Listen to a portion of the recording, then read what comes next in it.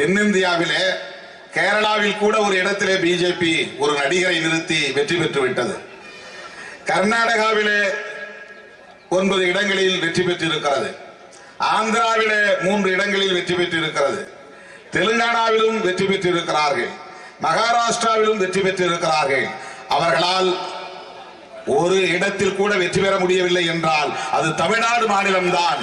தமிழ்நாட்டில் தான் மழைக்காலத்து தவளையை போல் கூச்சல் போட்டுக் கொண்டிருந்த நமது அண்ணாமலை இப்போது எங்கே இருக்கிறார் என்று தெரியவில்லை. தேர்தல் முடிவுகள் வரட்டும் பாருங்கள். தமிழ்நாடு முழுவதும் தாமரை மலரப் போகிறது என்று சொல்லிக் கொண்டிருந்தவர்கள் எல்லாம் எங்கோ ஒரு ஓரம் போய் உட்கார்ந்து விட்டார்கள்.